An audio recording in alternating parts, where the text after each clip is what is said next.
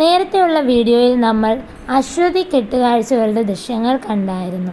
അതിനുശേഷം എല്ലാ കെട്ടുകാഴ്ചകളുടെയും മുൻപിൽ അമ്മ വന്ന് എല്ലാ കെട്ടുകാഴ്ചകളും കണ്ടതിന് ശേഷം ചെട്ടികുളങ്ങര അമ്മ നേരം പുലരുമ്പോഴേക്കും പോകാൻ തീരുമാനിക്കും. കൊടുങ്ങല്ലൂരിലേക്കാണ് പോകാൻ എല്ലാവരോടും ദേവി അനുവാദം ചോദിക്കുന്നത്.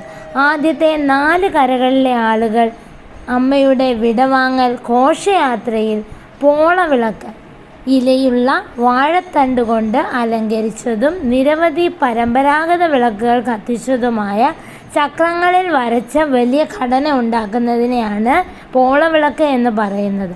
അവർ ദേവിക്ക് ആ പിണ്ടിയുമായി ഒരു വലിയ വിടവാങ്ങൽ ഘോഷയാത്ര വാഗ്ദാനം ചെയ്യുന്നു. ഭഗവതിയുടെ ധൂപം ചെയ്യുന്ന ദാരികയുടെ പ്രകാശമാണെന്ന് പറയപ്പെടുന്നു. ദേവി അവരെ ഭയപ്പെടുത്തുന്നു.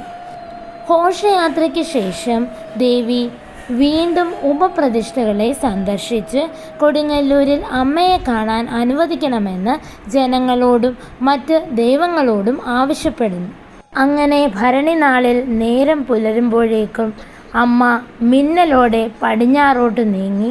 സാധാരണ 100 മീറ്ററിനുള്ളിൽ ജീവത വഹിക്കുന്ന പൂജാരിമാർ അബോധാവസ്ഥയിൽ താഴെ വീഴുകയും ജീവതയെ ക്ഷേത്രത്തിലേക്ക് തിരികെ കൊണ്ടുപോവുകയും ചെയ്യുന്നു. ഈ ഭരണി ദിവസം ക്ഷേത്രം അടച്ചിട്ടിരിക്കും.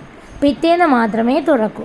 പിറ്റേന്ന് കാർത്തിക ദർശനത്തിന് തിരുവാഭരണം ചാർത്തിക്കൊണ്ടാണ് കാർത്തിക ദിവസത്തെ ചടങ്ങോടുകൂടി ചെട്ടികുളങ്ങര ക്ഷേത്രത്തിലെ ഉത്സവത്തിന് പരിസമാപ്തി കുറിക്കുകയാണ്.